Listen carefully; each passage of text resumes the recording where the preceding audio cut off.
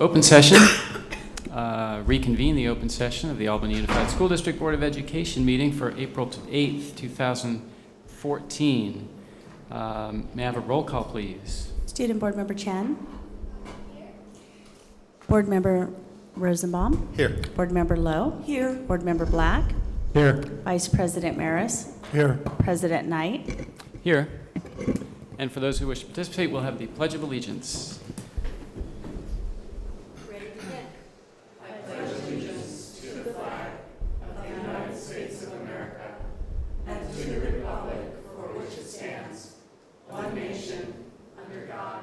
Indivisible, with liberty and justice for all.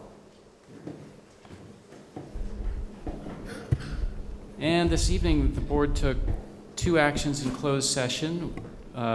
First was to schedule a site visit on one of the superintendent candidates.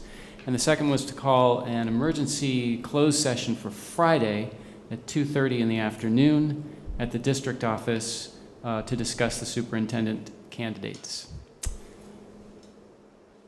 All right, we have an agenda this evening that I hope my fellow board members have looked over, and can I ask for an approval of the agenda or any suggestions, proposals for changes? I'll move the agenda. I'll second. All in favor? Aye. The agenda is approved. First item is the consent calendar. Are there any items on the consent calendar board members wish to comment on? Yeah, I'd like to comment on BA. BA.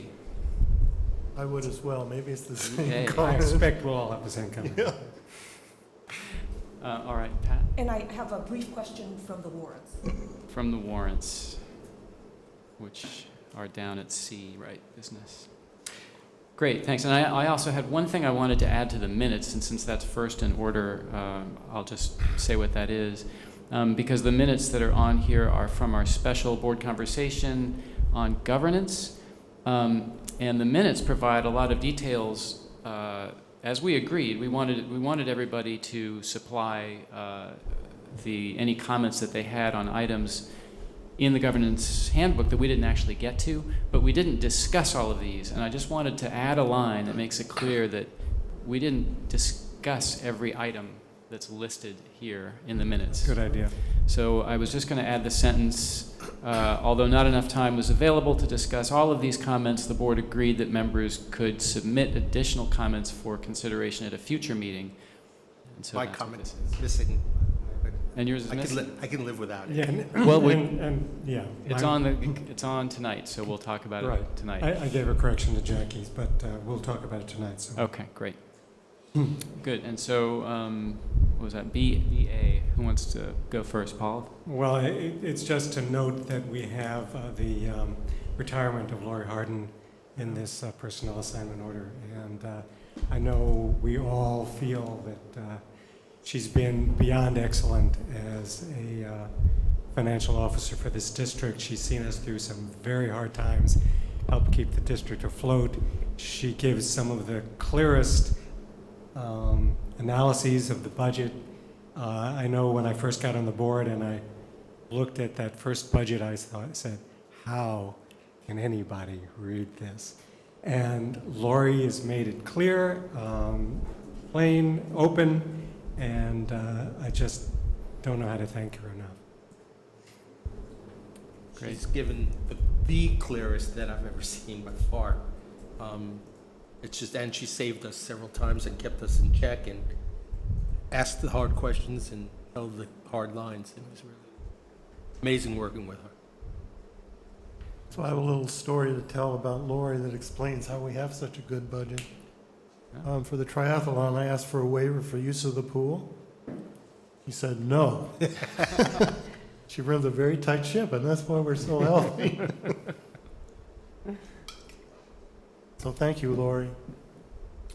Well, thanks for those comments. I agree with that. And, all right, so let's see. There was something on the warrants, Pat. I had a brief question on page 19, which I emailed to Lori. I wondered what the item 5035331 labeled Spur, S-P-U-R-R was, and what we were paying the $12,000 amounts for. And she did explain to me, and Marla can clarify because I'm not very good at it, that it had to do with this joint powers agreement, that we're paying this group to help us get the lowest price on natural gas that we can. Yes. Okay, so this then, to clarify, is the payment for the gas. Yes, it is. And is this an annual fee? Okay. And I asked the same question a year ago. Oh, no. Oh, I don't want to put it. Middle age comes to the fore. Well, I must admit, I remember the question being asked, but I didn't remember the answer, so thank you. Yeah. That's good. Okay. Thank you. Don't let me ask it next year. Do I have a motion on the consent calendar? I will need a Roll call. Okay, do I have a motion? But I will move this consent calendar. A second. Okay. Could we have a roll call, please? Student Board Member Chen. Aye. Member Rosenbaum. Aye. Member Lowe. Aye. Member Black. I need to abstain on checks number 503, 52507, and 503, 53683. Otherwise, aye. Will you send those to me, please? They Will you were in the note I sent Thank you. earlier. Aye. President Knight. Aye. All right, consent calendar's been approved, and that takes us right to our student member report. Hello, Chelsea. Tomorrow, Albany High School will be hosting another blood drive with the American Red Cross, and this time we've partnered up with Baskin-Robbins, and we're doing an exchange for a pint of blood for a pint of free ice cream. Wow. And as a result, our sign-up lists are full, and so we hope to have a good outcome from this.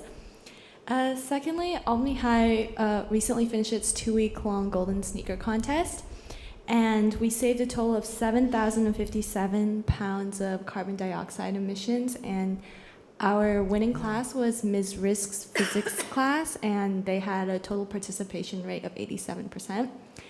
And also we have 2 juniors, Sam Noble and Montserrat Palabriga, who produced a short documentary for their video production class. And they were actually featured on the Marine Mammal Center's YouTube page, and as a result, they got a lot of publicity from this, and they received a lot of interview requests, including from organizations like the San Francisco Zoo. And so we would like to congratulate them on that. Would the content be appropriate for a education meeting, for us to see it, The the documentary. document? Or is It, it too long? it's around 5 minutes, 5-6 minutes. I would love to see it. So Should would we? That's a great idea. Do we want to try to call it up and put I it up mean, there on the you know, screen? We've talked in the past about featuring student Yeah. work, and we haven't done a lot of that. I would love to see it. In the future, I guess is what Ron is saying. Maybe the next Future. board And- meeting, we'll check. Should be easy to find. YouTube and. Yeah, it's also on the school website, the high school website. Yeah. Oh, all right. That's great. You can say you meant to present it. If it's easy to get, I'd be in favor of Oh, seeing yeah, it of now. I mean, course. why not? Sure, yeah. I think Take some of your time. But make sure you tell them that we Albany High School? asked to see it. Oh, yeah, of Documentary. course. Yes. Up YouTube. How cool. Silent Night, is that Be able referring to to you, blow it Jen? up. Is it Silent Night, is that referring to you? Silent Night was an adult male California sea lion, and that means that if he were healthy and happy, he could have been 600, 650 pounds. He was smaller than that because he had been Can we do the shot lights? and was suffering from the effects of the gunshot wound to the head, which we later determined meant that he couldn't see at all.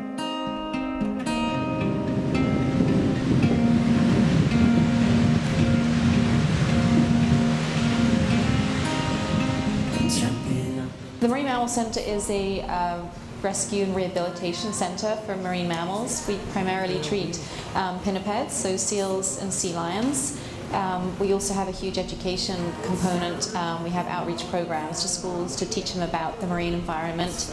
And we also do abundant research into the marine environment, and we have several ongoing projects, both with our patients on site and also with our necropsy lab.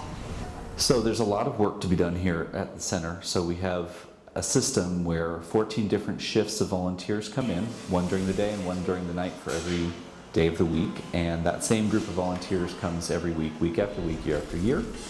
I started on one of those crews on Sunday, and then when a space came available on Fridays, they asked me to supervise, which means I'm the volunteer in charge of the 20 or so other volunteers that take care of the animals, feed the animals, clean up after the animals, do all the day-to-day labor.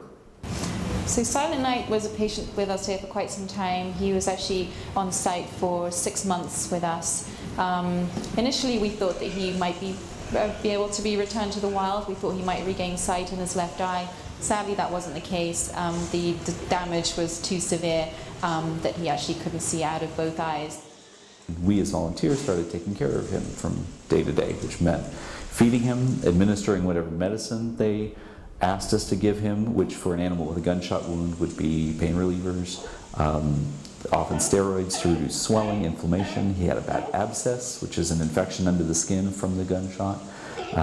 So we gave him all those medicines in pills or in injectable form, and cleaned up after him. A lot of the animals need medications in their food, so we have pills that we can pull and put right into the fish in our pharmacy. We also can grind up those medications to put into the formulas that we give the animals if they need to be pulverized to mix into the liquid.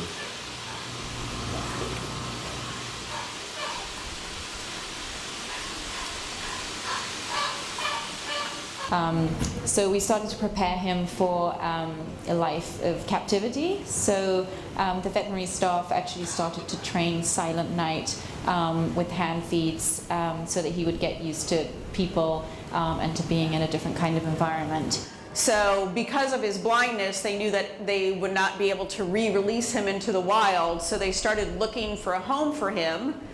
And they had a good partnership relationship with the San Francisco Zoo, and so our director, Tanya Peterson, agreed to fix up our sea lion exhibit and give him a home here for the rest of his life. We had 2 other animals being housed with him. One was another blind juvenile named Henry that also went to San Francisco Zoo. And another one was a younger animal nicknamed Black Wolf that went to another facility. Because they are totally blind, we can't just leave them food or dump food in the pool or put food in a bucket for them to feed themselves. We have to feed them everything by hand. And we also need a way to communicate with the animals in order to manage them, to move them around or to do medical procedures and things like that. So you'll notice when the trainers come out to feed the animals that they'll be bringing out what we call a target, which is just a plastic bead on a stick. Now, if the sea lions had vision, they would learn to touch that and visually follow that as a means of communication. But because they can't see, we know that their primary means of communication is audio and tactile. So what we did was we put a sound on each of the target beads so they each have their own sound. So Silent Night has some bells, and Henry, his companion, has a little container of beads, which sounds kind of like some maracas. And we can call their name and shake those sounds, and they know where to head to. And then we can touch them with the target so they can tactily follow it when we're asking them to do different behaviors. Silent Night has been perfect, really easy animal to maintain. He hasn't had any setbacks. He's learned a lot more behavior since he's been here. He's put on a lot more weight. So he's just healthy, happy guy.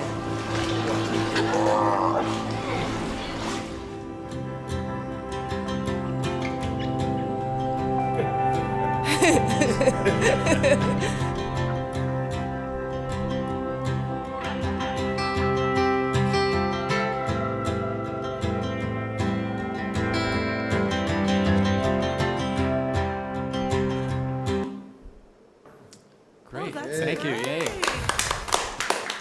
Thanks for bringing that to our attention. It was extremely professional, is what Mr. Castle said. Yeah, Really? it was, and fascinating too. Great. I love your report today. No, that's about it. Yeah. Thank you very much.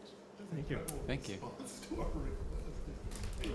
Modern technology, it's just, I love it. All right, well, so Kudos go to Mr. Castle also. He's we done have, so much Yeah. to build that program over the years. Good point. Now, speaking of feeding right, speaking of animals. perfect segue, Right. feeding mammals. feeding mammals, We have our local mammal feeding expert to give a staff report this evening on the Food Services Department. We should Call have a off. video on that. Gonna get one now.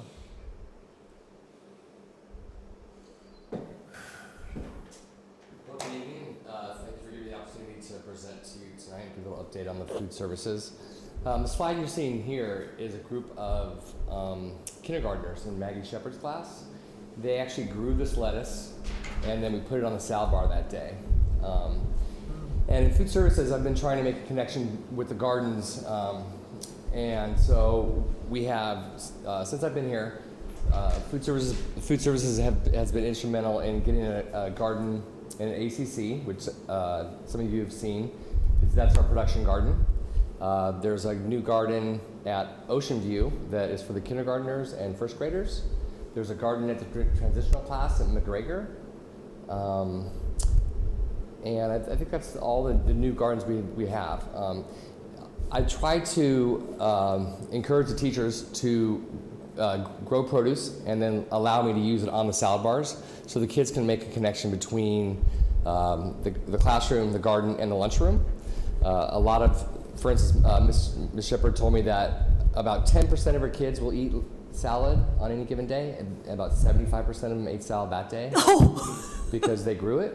So food services has been given the task of trying to educate the students about nutrition and changing their habits. And one of the best ways, I think, is to use the gardens in that way. So I also, as far as making connections with classrooms and food services, I've been doing a project with Lauren Barker for the past, I think we're going on our 5th year, where I go to the classroom and the kid and talk about the requirements from the state and federal government, and then the students have to come up with menu items based on those guidelines, and they actually create the food item, and then I come back, we taste it and talk about it, and I've actually put a few of those things on the menu.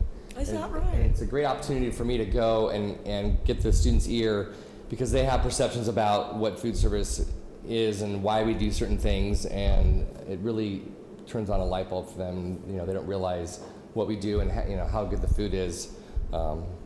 So that's been great. And then I'm also going to be going to Marin this Friday to teach some kids how to make healthy snacks at home for themselves to bring, because Naomi Gardner had asked me to do this because she said some of her students don't have snacks and they say they don't have time to get them, or their parents don't have time. And so I'm going to go be working with them. So I'm really trying to get out there in the community and make the connection with food services in the classroom and the gardens and whatnot. So the Healthy Hunger Free Kids Act of 2010 did some things to food services as far as requirements go for what we have to serve. And those things are coming online. They started last year, and then next year it's going to really ramp up. And one of those things is students now have to take a fruit or vegetable for the meal to be reimbursable. Reimbursable meaning that we get a reimbursement depending on if it's a free student, a reduced price student, or a paid student. And if they don't take a fruit or vegetable with their meal, then we wouldn't get that reimbursement. They also have to take 2 other items, would be a grain, a meat, or milk. There's going to be new sodium levels, and they're actually thinking about reducing them all the way down to 600 milligrams for a meal, which is really low, but there's a lot of pushback on that because the manufacturers are saying food's going to taste like cardboard, and that, I mean, that's really, really low. And then there's calorie ranges. So you can see on the slide there that different grade levels have different calorie amounts. So we just have to make sure that the portion sizes are within those calorie amounts. Also, the foods have to be whole grain rich, which means that 51% of the grain has to be whole grain. So if you look on an ingredient list, you'd see whole wheat flour, and then you might see white or bleached flour or just wheat flour. So it's got to be at least 51%. So as far as AUSD menus go, some of the highlights and things that we've worked on doing is no corn syrup in any of the foods. There's a lot of controversy about corn syrup, but a lot of the community doesn't want to see that in our foods, and quite frankly, I don't want to see it in there, so we've gotten that out. All the beef products that we do use is 100% beef. We have the opportunity or the option to purchase beef products that would have textured vegetable protein in them, which would make them cheaper. But I've chosen to get 100% beef, so there's no additives, no soy. People are concerned about soy and different additives. We've been whole grain rich, or 100% whole grain since 2008, so we're ahead of the curve there. All the fruit we serve is local and seasonal, which can be a challenge sometimes because the kids are like, "What? Do we have to have oranges again?" And I'm like, "Well, it's what's in season. Can't we have watermelon? Yeah, we can have watermelon in the fall or late in spring." So, and the fruit we get is from a guy who delivers from the Central Valley, so it's within about 100 miles, all the fruit that we get. There's salad bars at all the schools, all the elementary schools, and the high school has a build your own salad bar, kind of like Subway. The kids walk up to a bar with a glass partition, and there's student workers behind that make a salad to order for them. They can choose from about 15 different items. And one of those items is sometimes will be carrots or lettuce or some different greens from the ACC garden. And we have milk, no growth hormones. And the menus really are student driven. So I've been called to the office since I've started here probably 6 or 7 times by anywhere from 2nd to 5th graders. And they want to show me their petition to change this or that. I've changed the pizza every year since I've been here, except this year. Because the kids really, they think I'm going to be able to do Little Star or Joya. But, I do taste testing and just trying to let them know that they have a voice and trying to get them a better product. And then, we serve pot stickers, which I buy, but they have no MSG, no preservatives. The ingredient list is really, really small. And that's a huge one, and I get letters and people see me, can we please have those? So we've been having those a little bit more, but next year we won't be able to have them because they aren't whole grain rich. So it's one of the items that we serve that isn't whole grain rich, but it's really popular and it's actually really healthy. And then the other day, for instance, at the high school, a student worker had made a hamburger and put lettuce and tomato on his hamburger, which we hadn't done before, and a student asked, "Can I get that?" And I thought, hey, well, why don't we start making the hamburgers to order, and we'll make a garnish, because before we would put them in a bag, in a warmer, and hamburger sales went up 100%. Oh. So, who knows how long that'll last, because, things go in phases. But again, I really, really like to hear the students and the community at large about, what they want on the menu and the constructive criticism, because I want to make it better. So you said the pizza's the same this year? Well, I didn't change it. I didn't change it this year. One thing we've done at the high school and middle school is we now just buy pizza crust. We have mozzarella cheese that we grate, and then pizza sauce, and we make the pizzas at the high school and middle school because we don't have to make so many. And also transporting them and whatnot is a challenge, which I'll discuss a little bit later about how we get the food to different sites. Less complaints than in the past. Yes. And it's a big thing, like square, triangle, round. That's a huge issue, too. So, I think triangle wins out. So, the USDA gives us an entitlement every year, and it's based on how many lunches we serve, and it's 27.7 cents per lunch. And with that money, we're allowed to buy different food items. It's kind of like a bank account. You just spend it down. And they tell us what we can buy. So that might be canned applesauce. You can get produce from the Department of Defense. Believe it or not, it's where that comes from. And you can also buy raw chicken. You can buy raw ground beef. You can send your chicken to Tyson, and then Tyson will make something for you. And then you order that and you pay them a processing fee.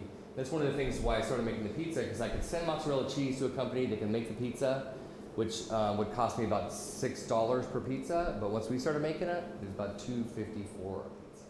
So it's has less ingredients in it, and I think it's healthier, and it also is cheaper. It takes more labor, but we save on the cost of the pizza itself.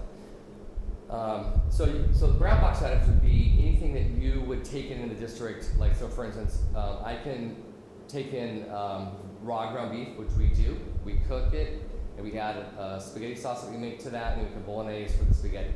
Or I could have taken that beef and sent it to Don Lee or Tyson. They'd make meatballs. I'd buy the meatballs. We'd have spaghetti and meatballs. That's what we used to do, but now we make bolognese. A lot of districts don't use raw product because of the safety issues with using raw product. Chicken is usually the most dangerous one, but with some training, we're really safe in our kitchen, so we do use some raw product. So when I started in 2007, we were sending about 90% of our product to processors, our entitlement dollars to processors, and this year we sent about 20%. So we're taking 80% in brown box and only about 20% in processors. What does that term mean, brown box? So brown box, it's a term they use meaning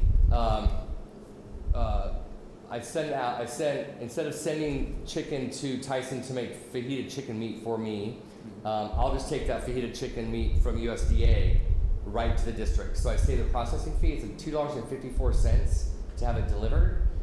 It's about $50 to buy that case of chicken instead. So So brown box means non-processed, basically? Well, no, because it's actually a processed item in terms of, but in using that item instead of sending and having them make chicken nuggets, I'm getting a product that it's chicken thigh meat and it's seasoned and cooked, and that's it, and it's done. So we take that, we use it for chow mein or teriyaki chicken, things of that nature, instead of sending more things to be processed that would come that are heat and serve. We do a lot of what's called assembly scratch. So for instance, one of the items on the elementary menu this month is chicken lo mein. We get some noodles, we boil those noodles, we cut up fresh vegetables, we use this already cooked chicken from USDA, and we toss it all together with the sauce to make chow mein. Instead of buying already made chow mein product that would have chicken, vegetables, and everything in it. So you send your order to your supplier, and it comes directly to the school district, and you process it instead of sending it out to be processed. Yeah. Actually, there's a distributor in Southern California that handles all of the commodities, and that's what all the food that we buy is. It's commodity food. So you're taking the mystery off of, we're always happy every year when Assistant Superintendent Harden tells us that you're making money, that you're breaking, that you're doing, and now we're seeing why. You're explaining to us how you're saving that money and how you are doing the work here and doing all the planning here, and your staff as well are doing a lot of the work to help put it together instead of sending it out. Yes. And controlling the product so that you know exactly what you're putting on the plate. Yes. Yeah. Which, would make me as a parent much more comfortable. Yeah, I'm really big on looking at ingredient labels, and without even reading them, you can look at it and see how big it is and how small the font is, and know like, wow, I don't know if I want to eat that. There's a lot of stuff in there. I mean, food usually the less ingredients, the better. That's right. I've bumped into you in Trader Joe's and watched you reading them. Period. Shopping for the district. Yeah. We get some things here, some veggie meatballs and different things. So. Veggie meatballs, I'm gonna have to go look at those. They haven't had them in a while. Okay. We actually haven't had them in a while. We've had to punt on that one. Oh. So this is the menu for April for the elementary level. And some of the things I just wanted to touch on really quickly. So the chicken nuggets. We do serve chicken nuggets, but we've switched to a whole muscle chicken nugget, which means that it's a piece of chicken breast that's been cut and breaded and baked. And that's our chicken nugget, as opposed to what I like to describe as this. It's kind of spongy and has a lot of things mixed in with it. The mac and cheese we actually make ourselves. We make 40 gallons of cheese sauce with milk, veggie stock, flour, and some seasonings. And then we boil whole grain noodles and toss the sauce in the noodles.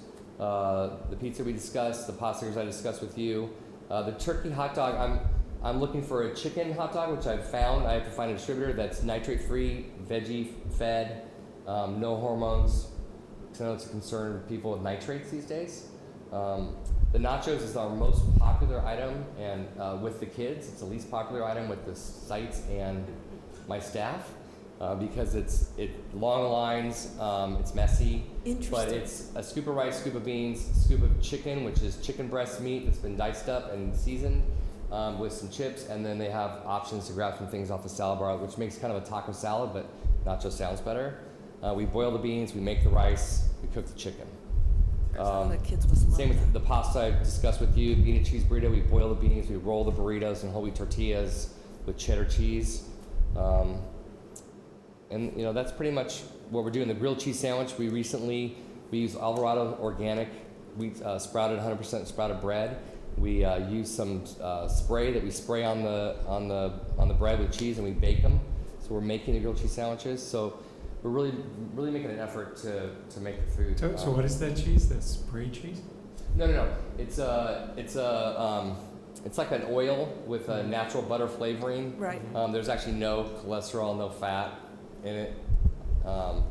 And it just lets the bread brown up a little bit. Oh, I see. And in the elementary level, we have to, for instance, on the nacho day, we boil the beans and make the rice and cook the chicken that day, and then it's in hotel pans and loaded in the van and taken to sites hot, put in a steam table immediately, kept hot, where a lot of districts would use little black like airline trays, which the food could be, could be exact same food. It's just the presentation's a lot nicer. We serve it on trays.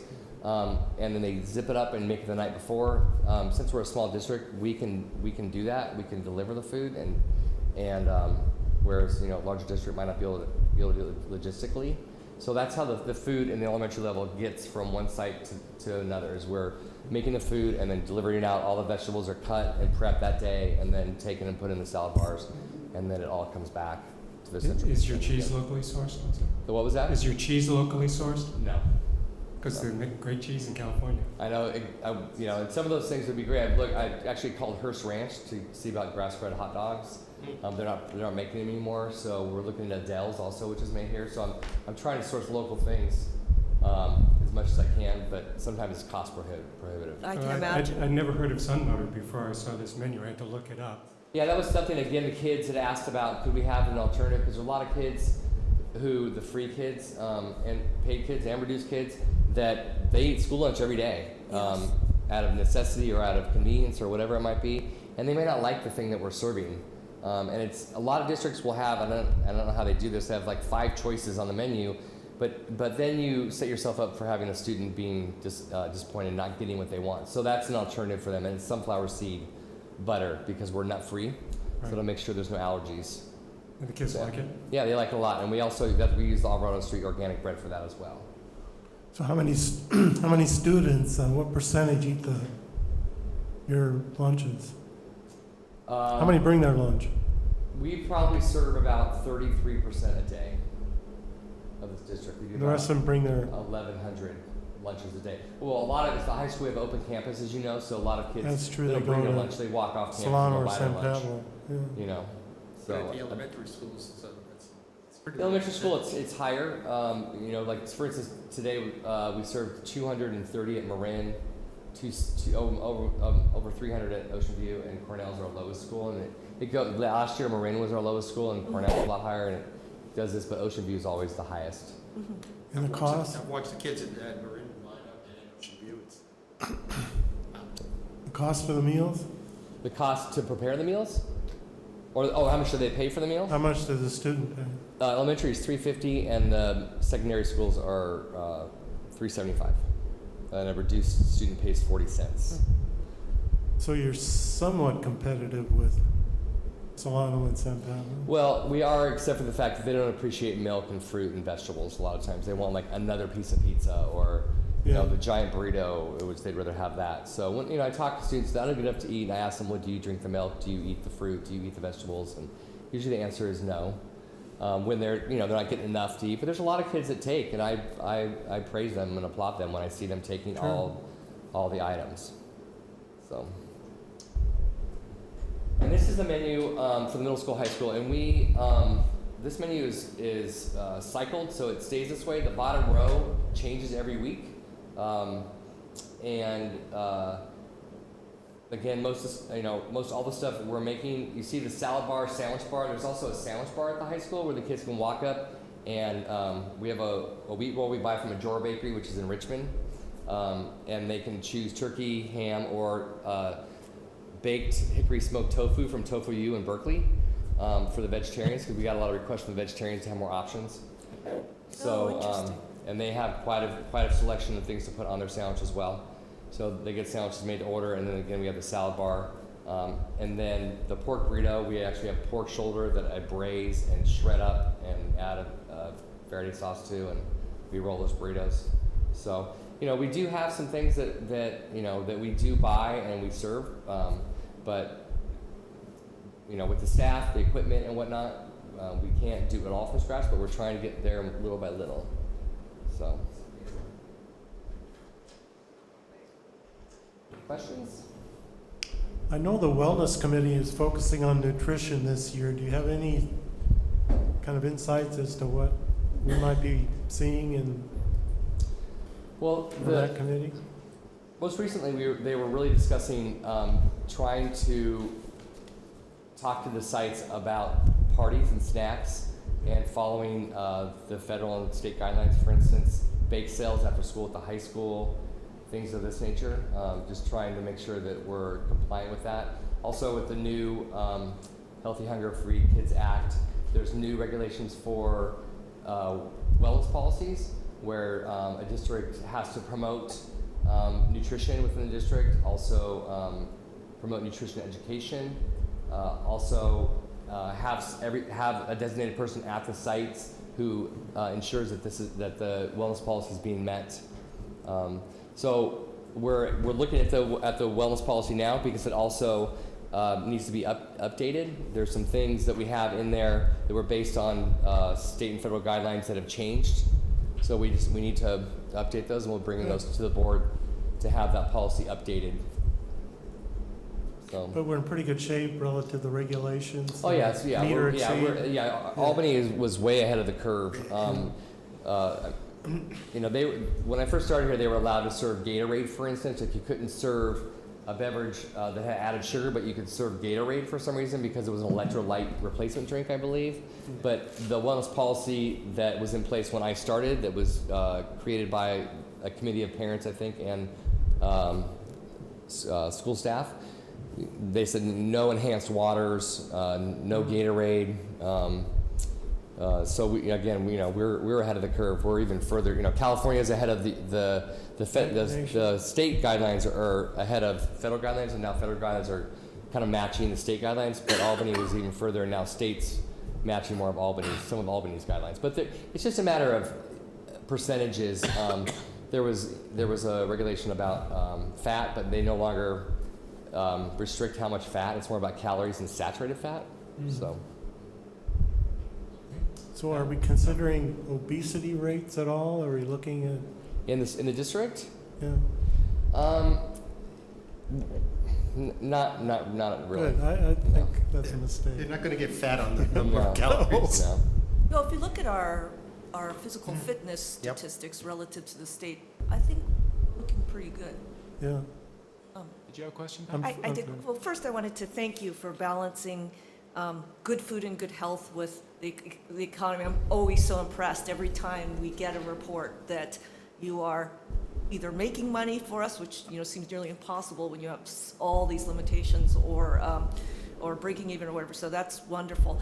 I wanted to focus on something that, because we're such a small district, you're also stuck helping with, and I'm interested in, and that is the free and reduced lunch count. And I do know that traditionally in most districts, including ours, that are in high school, the kids sometimes drop off in applying or in having that status for different reasons, stigma and all that. But I'm very interested in it because I know that if a student qualifies for free and reduced lunch at the high school level, that they are eligible for many waivers, for tests, for college applications, and all those kinds of things. And I kind of asked about that before with counselors, and I didn't really get answers I was perfectly happy with regard to whether they're trying to get waivers for kids for tests and things like that. So I'm wondering if you could, you have so many responsibilities. I don't know if anyone helps you with this or what. Like, do you have any insights into how we can most effectively make sure that high school families and students apply and get what they need, and know maybe also, I feel like some families don't know that if they actually have that status, that they have access to other fee waivers and other things besides just free lunch. Yeah, so in the beginning of the year when the packet goes out, there's a letter that talks about applying for free and reduced. We have paper applications, and now we have an online application, which is a lot more efficient and easy for the parents to complete. We also do direct certification. Oh, that's right. Through the county and through the state. So Dan Halliard sends me a report every month, and we've actually added a few students throughout the year. Usually it just stays level because people get their benefits, but people have been added on as the year goes on. So I'm always checking the direct certification list to try to get anyone that is getting benefits, and then we send them a letter because they might have those benefits. They don't have free and reduced application. Right. I qualify them without them knowing, and then we send them a letter to their house saying that you now have these benefits. That's a really good point. I had just learned about the direct certification, which is a process by which if you receive other state, I think, or federal benefits, then you automatically qualify for the free and reduced lunch. I actually wonder, so then is there any direct communication to families that if they qualify for that status, then they also are eligible for things like discounts, fee waivers, and other things related to the PSAT, the AP test, and all those? Are those? I don't think we correlate all that, but that's a very good idea. But I mean, sometimes for many families, it's the student is old enough to say, no, I don't want you to fill it out. So the only thing that I've ever seen that really worked was bribery. Yeah. Well, let me finish. There was a year when in a school that I was working at, where any student who qualified got a free bus pass for the year. The numbers went booming. Well, they could get on any transit.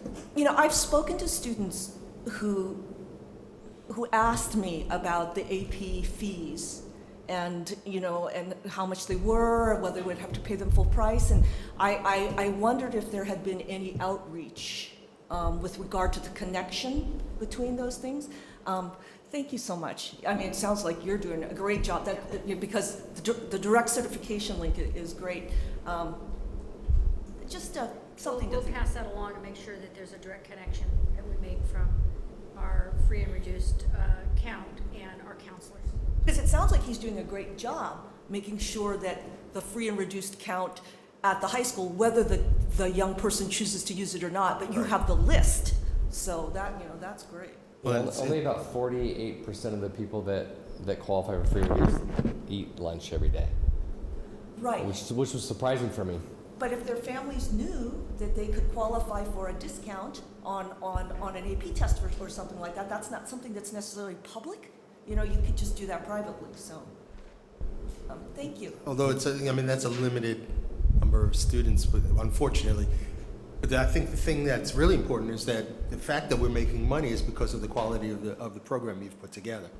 And kids are not going to eat lunch that they don't like, and we're making a profit, which I've never seen in my career. So that speaks to what you've done. We also have a vending machine at the high school that provides some healthy snacks that the students have really taken to, and that helps support our program as well. We have muffins, seaweed, sandwiches, naked juice. So it's healthy stuff, and they still want it. Yeah, we gross quite a bit of money from those 2 vending machines. And, really? And it really helps support the. When they don't sneak off to find a Coke machine somewhere else, which used They'd to happen. have to go a long way. I'd like to see a nationwide survey of how many high school vending machines have seaweed in them. Yeah, I think it would depend on the I pocket. didn't notice that. You Yeah. actually have like a package of nori in the, Yeah. oh, I have to take Like a closer in the look little- at those vending machines. That's great. Yeah. Oh, that's great. So I wanted to ask a question about money, since you're keeping it in the black. It's an enterprise program, and that's fantastic. I'm wondering though, you're still limited in terms of the amount of funding that you can gather from from USDA and from student the charges for lunch. What would you do if you had more? Are there things that you feel somewhat funding limited on? What would you do with more money? I would buy some other equipment. This last year we bought a dishwasher that was kind of like the jacuzzi that you could just throw dishes into, and they just kind of go around, and you take them out and rinse them off, and they're for the most part clean. I want one of To those. alleviate my staff, to free them up to do more from scratch items. So I would probably buy more equipment that would alleviate some of the, make us more efficient, and then also hire more staff, more highly qualified cooking staff, so we could do more from scratch cooking, and or increase the hours that my current employees have as well, so they would have the time, train them as well, and that's what I would do with the money. Just again, I talk to people when we're in, we have a surplus that's not making money. But it always goes back into the program when wherever we can think about trying to make it better, with benefits and things changing, and also this is requiring a lot more fruits and vegetables. I'm being cautious with the money because I don't want to encroach on the general fund, so I'm just kind of seeing what's going to happen with this. Yes. And spend a little bit here and there, but again, I want to stay solvent and stay sustainable. Are there food products you'd like to be able to improve on or Well, I buy guess more I'd expensive? like to buy these, these chicken hot dogs are probably, they're almost 100% more. Wow. But again, I think that the community would really appreciate those things. And it's tricky because once you increase the quality to then go back, you really can't do that. So you've got to be cautious with your choices. That's great. We really appreciate your stewardship of the Yes. department. That's great. Thank you. Thank you, Chloe. Thank you very much. Thank you so much. Great. We're right on top. Close to it. Close to it. So that brings us to persons to address the board on matters not on the agenda. So if there's anyone here with an item that's not on the agenda who would like to speak, now's the time. And seeing none, we will move on to our review and discussion items. We have first the draft local control accountability plan, which I know has been sweated over. A lot of work has gone into this, and Peter Parenti is here to present it to us. Thanks.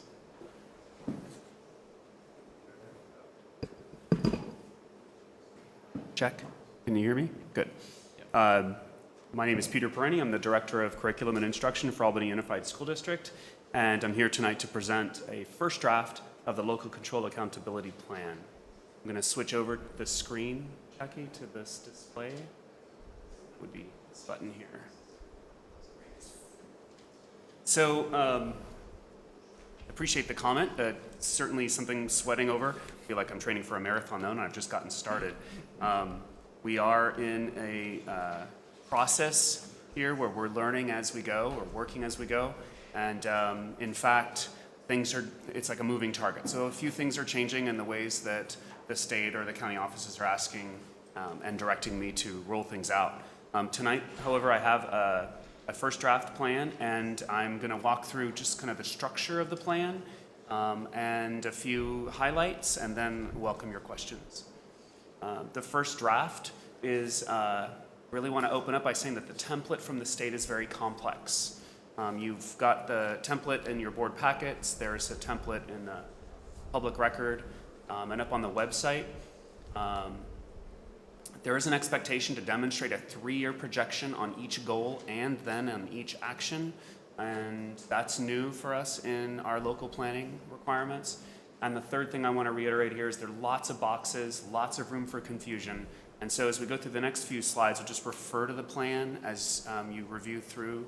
I'll highlight page numbers, areas where the plan moves from one section to another. So the first section is called stakeholder engagement, and it's in your board packet, I believe. Well, I'm sorry, the page numbers here refer to the page numbers on my plan, but I'm going to tell you what the page numbers are in your board packet as well. That would be page 39, 40, and 41 of your board packet. 42, correct. So 39 is the language that the state provides us, essential questions to ask. And then my draft of engagement starts on page 40 of your board packet and goes through to page 42. This section has two components. On the left side is a description of the engagement processes used for all of our current plans. So I described our engagement process for the strategic plan since 2009, our Albany High School WASC accreditation, their most recent 2013 self-study. I described the District English Language Advisory Committee, the LCAP Parent Advisory Committee, the School Site Council, site leadership teams, and the development of single plans for student achievement. And then I mentioned part 6, the future of our involvement process. The second side of this section describes the impact it has to have on the LCAP. So here, I wrote about the correlations that the planning has, or the engagement has on the left, to where you'll find mention of the action or the goal on the right. And that would be stakeholder engagement. The second section of our plan, pages 8 through 20, or in your board packet, we will say 43 through, just a second here, 43 through 56. So my page numbers are at the bottom, and the board packet page numbers are in the upper right-hand corner. This second section is a list of the goals that we have. There has to be at least one goal for each state priority. In previous board presentation, we reviewed what the 8 state priorities are. One of the expectations is that at least one goal has to be correlated to all of the 8 state priorities. The goals are listed in order, and they're listed in order using the second column. So again, this template I did not modify. This is the template straight from the State Department of Education, and the goals are listed in order. Goal number 1, for example, on page 44 says, we will provide all students with access to Common Core state standards aligned instructional materials. And then as you paginate through, you'll see that column progresses from goal 1 through goal 18. At 18 goals. The final column of this section correlates each goal to one of our current state or local priorities. And in most cases, I was able to find a direct correlation to multiple current state and local priorities. So if you go again, please, referring to page 44, our goal to provide all students with Common Core state standards aligned instructional materials, on the far right column, that is aligned with our LCAP priority number 1, Board of Education goal number 3, strategic plan goal number 1, all of our single plans for student achievement, and it's aligned with our high school WASC plan, goal number 2. Wow. Certainly read a lot of reports and learned a lot about how the various plans that we have in our district come together. Go to the third. I'll take questions in a minute. We can go back and forth in the slides. The third section of the plan begins I wrote up here pages 22 to 35, but in the board packet it goes from pages 58 to 71. This is the section of the plan where we have to list the actions we will take, the services we'll provide, and the expenditures that correlate to each of those actions or services. Each action is correlated to one of the goals in the previous section. Goals are listed again in order, but this time the state template said list your goals on the far left column. So they are listed in order on the far left column. And again, there's a lot of redundancy in this third section. When you review the second section with the third, lots of redundancy there. So I had to kind of just cut and paste to put the goal on the left, go through. I had to write the local state priorities. It actually was a little easier on this section to just do some cutting and pasting. What is becoming very challenging and new for us is that I am asked to put cost estimates here in these columns for year 1, year 2, and year 3, all the way through 2016-17. They're still in a lot of draft format. I can't anticipate what things are going to cost even next year versus 3 years out. I have made it a priority for myself in writing this, that this is not the time to start saying prioritizing new spending, but let's capture everything that we're already committed to doing, things that we've already either named in our current plans or named right here in the Board of Education meetings, but nothing that would be brand new or go back to priorities, because we're still just learning how to write an LCAP, and we're going to learn soon how well the county office wants us to write an LCAP. My first training will be Friday, when I actually get to bring this draft to those at the county office, where they get a chance to review mine and all of the other 18 districts, whoever decides to bring a draft, and we have kind of a workshop going on. It'll be really interesting for you to take a look at the other districts as well, right? To see if you can, their models, right? I'm really glad you said that. It's such a good leading question. I'm actually being contacted by districts to ask if they could please see mine. And so I'm really looking forward to seeing theirs. I am. And there may be several districts out there who can, we can each lead forward together. But in fact, in just the last week, knowing through our conversations that I was presenting these last 2 board meetings, there was a lot of requests to say, gosh, we haven't started yet. Can you please send us yours? Fascinating. And I wouldn't until I knew it was in your board packet. So it's leaked out now to one district. So the next steps. We're opening consultation meetings with all staff. We are reviewing with the Parent Advisory Committee. We are refining cost estimates, but in fact, I think the word refine may be an ill-chosen word. Some of these cases, I have to still fill them in. They're blanks. Lori is still working really hard to articulate a budget for next year based on the unknowns of the current state. Do you have a dartboard up in your room? Yeah. Let's see. On that third bullet, I really want to mention again that we only know what the governor proposed in January. We don't have a May revise, and a May revise is not a passed budget. A May revise is just, again, a suggestion that's closer to the target based on the most current economic indicators, but the legislature has to vote on and wrangle with the detail. And the detail ranges from our pre-K programs up to colleges and universities. So we have to be cautious and wait until, I'd say at least July, to know what our funding will look like for just this coming year, much less naming expenditures for 3. The fourth bullet says present to Board of Education for approval. One of the other shifting targets here has been, when do I bring this to you for your approval? And then when does Lori bring a budget to you for your approval? And the new learning here and interpreting the legislation is that both of these must come to the Board of Education at the same time. But then you have a due date to the county, don't you? My final due date to the county is June 30th. Lori's final due date to the county is also June 30th. And so Very short we had thought, in fact, we thought, I need to finish this work and give it to Lori. Have Lori work on a budget, present that to you in June. Remember, if we backed out, I'd say I'm coming to you in 2 weeks with this finished, and then you say yes or no, and then we give it to Lori. She takes the month of May. In fact, the legislation says more carefully, and the training from the county says, you can't have one come before the other. You have to have this one presented at the same time, and there will soon be a place where I have to say what page number here refers to her budget over there. A little more complicated, a little further next steps, but never a chance to slow down on this. And again, waiting for the passage of the state budget for K-12 education and see what happens then. So that's questions or comments? Thank you, Peter. Any questions from the board? Pat, why don't you go first?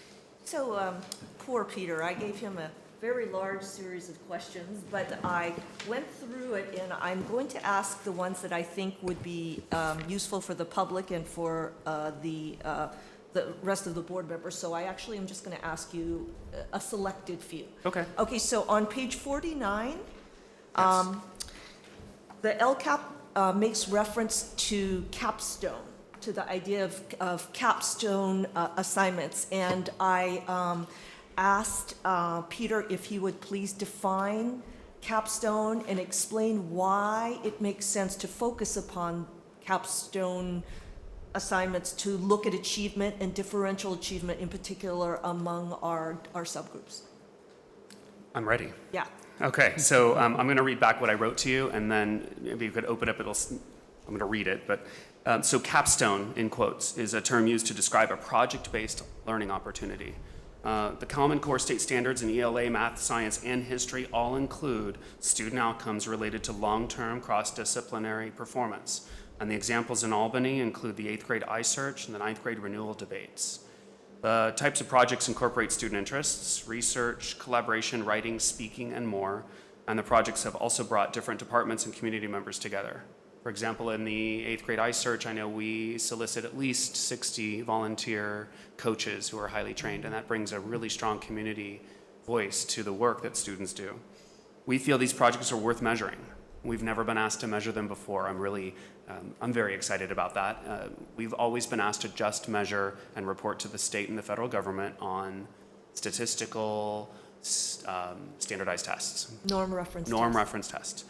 So we feel these are worth measuring. They represent success and what success looks like in college and career. And we'd also like to measure achievement on those projects in various subgroups to determine what supports different students need. As the former principal, I chose to begin measuring this, and we found that it was one of all the assessments we administered, and we decided to start calling this an assessment of student achievement. We found the iSearch provided the highest rates of student academic achievement. Okay, I know Paul has a question about Yes. this, but that's what I wanted you to elaborate a little bit on. So the final statement that he made is that when he was principal, he thought that the iSearch provided the highest rates of student academic performance. What do you mean by that? Well, I don't just think that. I actually asked the teachers to report to me about their measurements, and those reports were provided in last year's single plan for student achievement. So each department at the middle school provided me reports about assessments that they would choose to administer. For example, an integrated mathematics assessment at the mid-year for 6th grade, or the science department reported on a student's ability to conduct an investigation at all 3 grade levels. The PE department was reporting on their physical fitness tests. The 8th grade English Language Arts History department reported on the 8th grade iSearch. And they said, for example, did they say it's because they felt that the degree of engagement was the highest among students, so that students were, that's what I'm trying to get at. Were they motivated to give their best academic performance? What created this highest rate of student academic performance? Yeah, I was wondering what that meant, highest rate of. So in the highest rate, so the iSearch project, and I'm going to try to call statistics quickly out of my head here, on other measurements, both internal and through STAR, we were getting approximately 85% of our students who were achieving at proficient or advanced. In the iSearch project, we were receiving a 95% success rate. Now, success is more broadly defined and is defined at a variety of levels with an iSearch project or any other capstone project, because you could measure their research, you can measure their writing, you can measure their ability to present that in front of their peers, you can measure their ability to cooperate in the classroom. You're looking at anywhere from a few weeks to 2 months of work, and teachers have rubrics and benchmarks by which they will give a score. So it's not a single shot, a multiple choice assessment in one day. It's over time. But overall, they added all those components together and determined what success on the iSearch project would look like. And they found 95% of the students were meeting that success rate. I mean, I'm a big fan of the iSearch project. I myself was an English teacher. This comes out of a tradition in English teaching where you really go with the interest of the person and you let them pursue it. The other thing about the iSearch is there's a lot of scaffolding. Yep. It's like the complete antithesis of a multiple choice STAR test, because you have weeks and weeks of coaching of a young person to do research, do rough drafts, do various things. So I was just trying to kind of push you a little bit to get at, how we're defining what we think are the college and career skills that we want. I actually am a big fan of the iSearch. So I was just trying to get it a little bit. And Paul, you wanted to ask some questions. Yeah, this is more of a quibble, really. I really appreciated your question, Pat. And by the way, when we get a list of questions and it says a board member has I got halfway through the first question and I knew the board member was you. Well, I know which ones you asked too. Yeah, I know which ones you asked too, Paul. We've been working together a long But time. they were excellent questions, and I appreciated the answer. It's just a quibble, and I went around once with Peter on this one as well. It's just, you had to ask, what is a capstone project? And capstone usually refers to the culmination of a long process. So like a senior thesis is a capstone project. So a freshman project usually wouldn't be called a capstone project. And it's not that there's anything wrong with using it. It's just that, as you pointed out, we kind of need to all agree on a set of terminology. Yes, we do. And so if one school is using capstone for a freshman project and another school is using capstone for as a culmination of a senior project, then, it doesn't mean the same thing to everybody. Just a minor quibble, but Of course, no, vocabulary it helps to and... use neutral terminology that everyone agrees on. Thank you. Okay, shall I go on with my list? Yes. Okay, I'll try to go through it a little more quickly. Again, on page 49, there was a talk about implementing best practices in differentiating instruction. So I asked, how will we best support teachers and staff to implement best practices in differentiating instruction? And Peter gave an answer, and then I'd like to reflect upon it for a moment, because after I listened to Sure. So it's certainly a broad question, and no one person can determine what the best really means. Right. So I don't want to come out saying I know what the best is for, a broad range of 120 or so teachers in our district.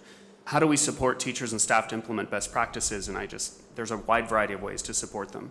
Some examples include extra time for collaboration, time and resources for teachers to become experts and then serve as role models, time and resources to to measure implementation and determine goals for future growth. I believe some of the most effective ways to encourage and support any implementation of any effort is to provide ongoing and frequent services to really encourage internal staff members to become the experts. Well, I thought those were excellent answers, and I thought they made a lot of sense. And then the one thing I want to reflect upon is that you later in the it was in response to another question about the LCAP. You talked about how some of the different schools in their site plans were making different choices. The teachers and the principals were looking at their own community and their own student population, and they were making certain choices about intervention strategies that they thought would be most effective for their population. And I was very impressed by that, because I think that's how you're actually going to make change. And so I was very impressed with the individualization of the emphasis on that. Okay, so moving on page 51, you talked about clubs and how that seems to really address engagement, particularly for some of our underrepresented and underachieving groups. And I wanted to clarify a point that I wanted to make. When you talk about clubs and extracurriculars, I wanted to emphasize sports. Because in sports, the thing that I wanted to point out is I think that there are opportunities for academic motivation and engagement. In other districts, I know, for example, that before students can participate in that season, there is a required period of, conditioning. Zeke Lopez would love that, right? So there's paying for conditioning, so they'll be physically ready. But as a part of that, they have to go to study hall every single day after school. This is even before, say, football season or soccer season or whatever. This is like a semester before. And so I guess what I'm saying is that I do believe this is true. I think clubs and extracurriculars motivate many students. And if you find that best practices or certain things would support also the academic growth of some of these students, please let us know. These are the things when we get more money that I think we would want to invest in. And I'm just giving that as an example. I don't know what's best, but that's an example. I've seen that in action, so say it. Okay. And so just a note there, clubs as a separate goal or a strategy has been called out in the LCAP, in addition to athletics. That has also been called out in the LCAP. So I know that the two can also go hand in hand. Maybe they could be correlated more carefully together in an LCAP, but because clubs are so strong in our district and athletics are so strong in our district, they're part of several of the other plans, they're both here. Yeah, And I was a really little thrown off yeah. because it said and extracurriculars, but yeah, Oh, that's a good okay. point. Okay, so then also on page 54, I wanted to make a little point. A couple of the other board members also noticed the point about increasing AP coursework, particularly with regard to humanities. And because my son is at the high school, I'm very familiar with all the discussion. And I would make one point, but I think the high school, the IIC, the staff, I think they are very aware of this, but I make this point for the public and for the other board members. There is a school of thought. There was some work done by Stanford University's Challenge Success, which a number of us participated in, that it is not necessarily in the best interests of all the students to increase the number of AP courses available at a high school. And so right now the LCAP says that that is the goal. Now, on the one hand, there's the idea of increasing more students in certain subgroups access to the AP available. But I just want to make clear that I don't think it is a completely agreed upon community issue that we need to increase the overall number of advanced placement classes at a high school. And for the public and for the rest of you, just think about this. To go to a college or UC, they are looking at the local context. They're looking to see what a student does and how much they challenge themselves.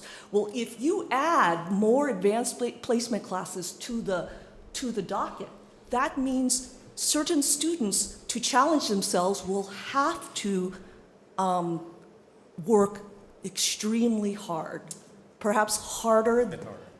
Yeah, I think it's beyond that. I think it's certain students are being pushed to take every AP class available, whether they're actually capable of taking them. The counselors have been worried about this for many years.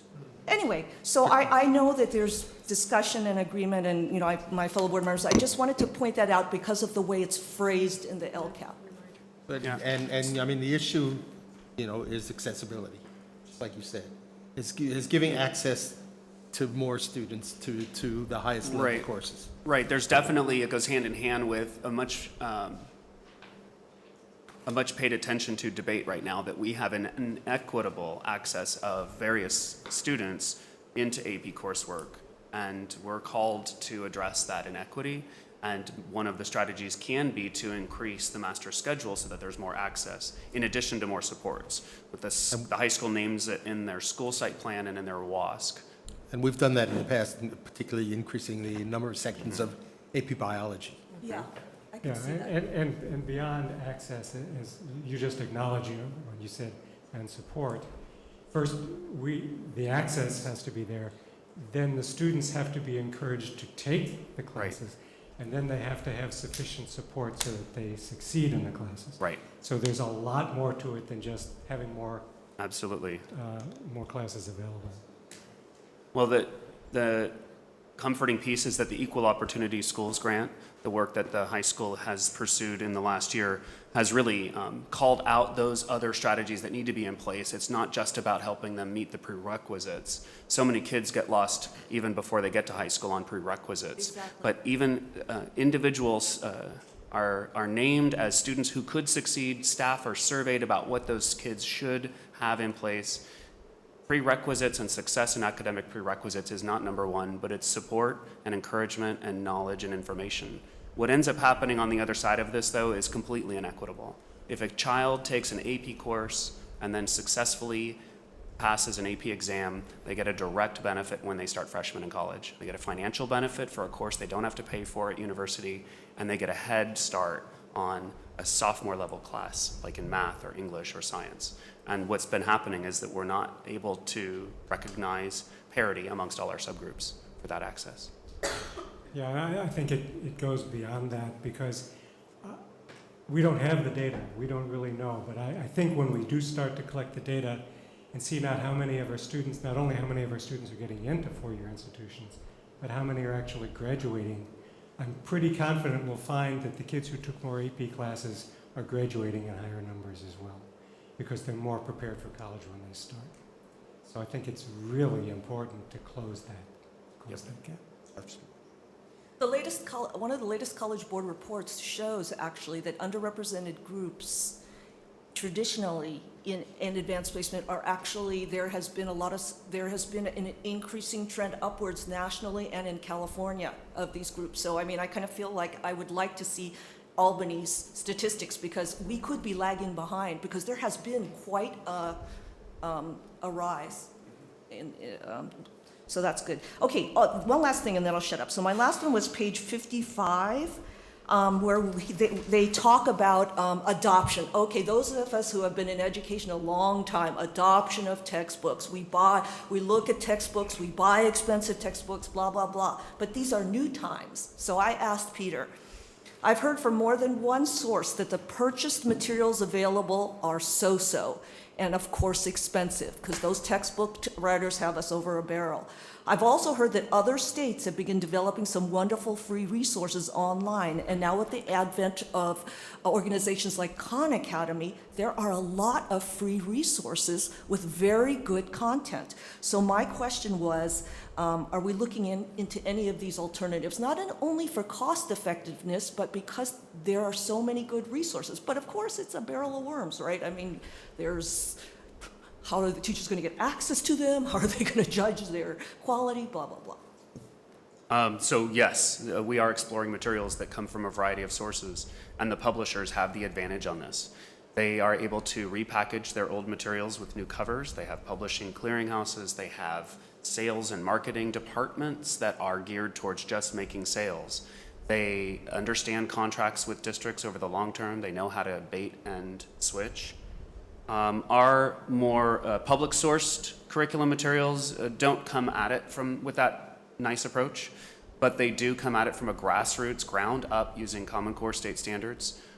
We may not agree with everything the federal government emphasized over the last few years, but the Race to the Top grants have inspired some really good curriculum writing. They're hard to use, though, because they are free resources. They're on the internet as PDFs. And just now, publishers are starting to pick up the idea that that might be a profit to cut. They might say, we'll start publishing these materials that are more free resource. I have a couple of the names. So really this year, the focus is on math because the shift is so strong in mathematics. Oh, absolutely. We've looked at Houghton Mifflin, Engage New York, Engage New York and Georgia, which are public, Pearson, Houghton Mifflin, which are publishers. We've looked at Connected Mathematics Project, Everyday Math, and more. We have Everyday Math in place at K-5 right now, but we've asked the publishers to send us the newest versions. And what the publishers send us, if you actually peel apart the covers and peel apart the ancillaries, is the content hasn't changed yet. And they will say, if you purchase this, we'll promise to send you the textbooks in 2 years that we're going to rewrite. No. And our commitment then says, we don't know what it's going to look like in 2 years. We might not want that book. So right now, it's kind of, like I said, a bait and switch tactic, and I'm concerned about that. On the other hand, what the publishers do provide are very user-friendly materials that pace them through. They provide assessments, they provide video clips, they give online access to the teachers, and we've just got to be very careful. It takes a lot of time and energy, and I will say it can be very frustrating. Our old adoption process always had a conclusion at the end that we'd have a choice from a short list and we'd purchase it. The state would then send us the cash to purchase it. And in this new era, we do not have a short list. We have a long list, and we don't have a categorical to pay for it. We have to decide in our district how to allocate funds for materials versus allocating funds for anything else that we do. You know, I understand this puts you and the teachers between a rock and a hard place, and they only have so much time to figure out how to teach a brand new curriculum, but I would absolutely love to see if some of these teachers on special assignment I'd love to see at least if some of the ones who are more technically savvy and so forth would be looking at some of these resources and learn how to share some of them, even just some of the outside sources. And I realize that right now it's a very difficult transition. Yeah. We have 4 teachers on special assignment this year, and all 4 of them have been interacting with publishers. They've also been interacting with the documents from the State Department that tell us how to review curriculum. They put a lot of time and energy into researching and then working with committees to look at the research. But again, time is of the essence. Yes. There's a sense of urgency that makes us struggle. We know we've got an assessment coming next spring. It's a good where point. results are going to matter. And we know our current curriculum in mathematics is off target. Yes. And we've got a void to fill. Okay, I'll shut up. That's a pretty No, good it's, answer. sorry, I know it's, but you're naming the conversations that we're having almost every day. It can be quite good and challenging work. Paul? Okay, so those were all great questions, Pat. And I think I've said this, but I want to reiterate it. I'm very impressed with how much work you did on this, how much you got into this, and how you were able to take advantage of all the work that's been done in the district on the single plans for student achievement and the strategic plan and so forth, and get it all in here. And this is just kind of a process question or comment. I understand that the single plans for student achievement are written by site councils, and the site councils have representatives from all of our stakeholder groups. There's called out in here in several places, there's the Parent Advisory Committee. And in fact, on page 39 of the packet, there's the guiding questions, and the first guiding question is, how have parents, community members, pupils, local bargaining units, and other stakeholders been engaged and involved in developing, reviewing, and supporting implementation of the LCAP? And other stakeholders is defined with this long list, and inside this list of other stakeholders are the people who are on your Parent Advisory Committee. But what you're calling your Parent Advisory Committee, as I understand it, does not include the other parents of our average and above average students. So I'm just going forward, I'm sure in future years it will become more inclusive. But right now, I just find the use of the term Parent Advisory Committee a little bit misleading. It's just, you know, I know that you had to jump in there with both feet and get this out in a hurry, and you did have input from parents through the site councils, but the committee itself is not representative, and I'm just a little bit concerned about it. I don't think that's entirely Peter, actually. No, that's the state. I think it's the state saying we've always ignored these groups. And They have to be included, Uh-huh. but they are not all your. Yeah, and I think that to some extent the state is saying that we have always included the mainstream. No, I'm not arguing any of that. Mm-hmm. Yeah, no. That's a good point. But no, it's a good point. Anyway, I agree. You've worked very I hard agree on too. this. I very much agree. It can be a real risk for me to try to consolidate everything we've done in a climate that says we're going to get more when I don't know we're going to get more, and then try to say that everybody had a voice here. And I've got to play that music to the county. While I know that our community deserves a lot more attention and respect for the input and the resources they provide. But I'll call attention to the fact that out in the broader community, there is this correlation between the LCAP and more. And you can see that on all of the main websites for teachers, administrators, and parents. They will show bar graphs that imply that this is the plan where you're going to articulate how you'll spend more. And I'm very uncomfortable standing in front of our parents right now promising anything more when really we're just going to consolidate and hope. That's very Yeah. realistic. So I just, it's a risk though. Other questions or comments for Peter? Alan? And yeah, please, come on up to the microphone. I could go on, but I won't. Kim Gray, and I just want to say that I know there's a short time and that this was all put together and being pushed forward about what's happened this year. But I also want to make a point that we really want the ATA to be consulted and not just to be on there saying that you're going to consult with staff, but actually consult with us. Okay. Thank you. Alan, did you have a question? Yeah, just comments. This says, I really appreciate what you've done. It's a very, very complex and complicated product. So I found a number of things I'm concerned about, but and I'll give you typicals and try to get a sense of when these issues will be developed further. There are a lot of things in there that say we're going to do this, we're going to do that. The title is there, but the content is not. So things like, let's see. how to increase engagement of academically struggling, describe career technology offerings that will be coming. It's just that single word. And facilities provide current cost data, which isn't there, and you've talked about that. So I think you've got a great start. How do you see this developing to where we know what the specifics are? Well, it's a little bit like writing for a teacher. I don't know who I'm writing to yet. Like, I don't know what my English teacher is going to say. I'm not even sure which class I'm in, but I have to write this paper for them. Yeah. The county office has a couple of people who I know they're, in a sense, I know I'm writing for the community, but I'm really writing to see if those team members at the county office are going to approve it along at the same time with our budget. So I go on Friday, and I'm going to bring this with me.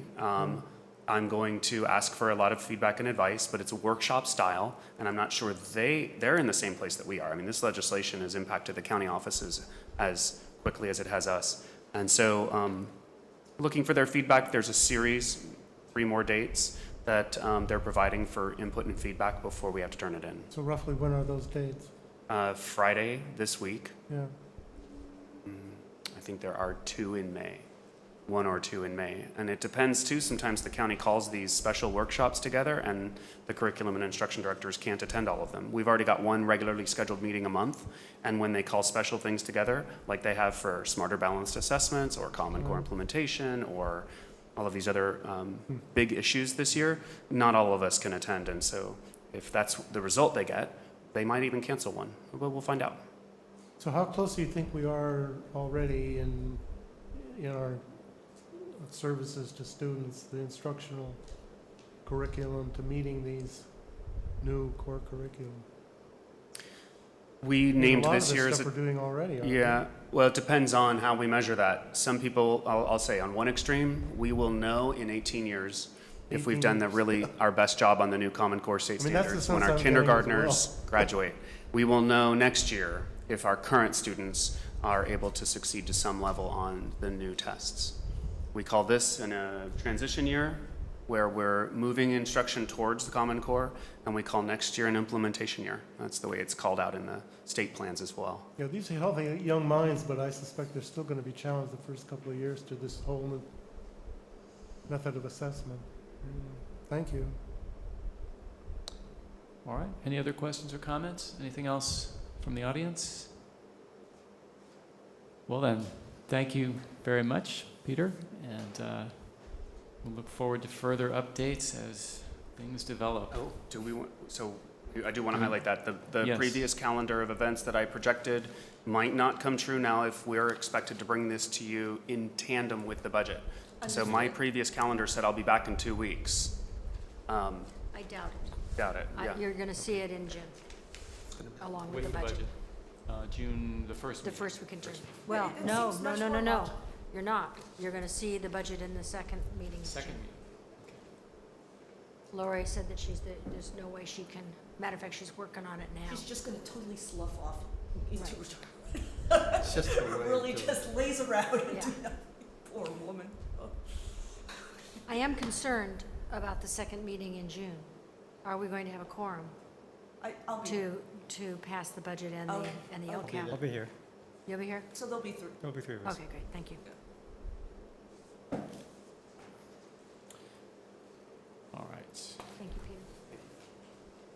You can go home if you want. So scrolling back up, oh yeah, this brings us to our second discussion item tonight. We reserved a little time to continue the governance handbook conversation that we started at a conversation meeting a couple of weeks ago. There were a number of things we didn't get to, and I would just like the board's input on how you'd like to proceed. We have a number of comments that were submitted by email and included in the packet, as well as in the minutes. We could go item by item and look at these. We could also go board member by board member and just see if there's anything particular I people think we wanted should to just go address. through it. Just run I through think it. just go through it item by item. So I if it's think- our item, we should explain it? Yeah. Yeah, that would make the and most. that kind of think we probably don't have enough time to get through the whole. No, but some of these may be quick, and if we keep in mind that we want to shoot for finishing this section ideally in 15 minutes. We'll get through what we can in the next 15 minutes. That sounds reasonable. Not Oh, no, every we- item has to be, you know, We have a little more hope that time we than all that. read them. Yeah. Not every item has to be explained, you know, there Right. might be just agreement on. Let's see what we can do in the next Might 20 be. minutes and see where they are. Because some of these I think we've seen and we're just comfortable saying that's fine. All right, so let's see, sorry, page 79 in the packet, jumping up to page 79. I guess we can scroll ahead. So Pat had proposed adding a quote to that list of quotes. Yeah, that's And we fine. saw that last time. Everyone was okay Good. with that? Great. So we'll just jump on down to the first protocol item on page 92, where we had a couple of I- suggestions. I- Did I miss anything? No? Okay, mine were just, this is actually just housekeeping. I'm taking two of the items that we had described before to help for orientation of new board members, and I suggested putting them in Appendix A and B. So that's all I'm doing, and I gave them to Jackie.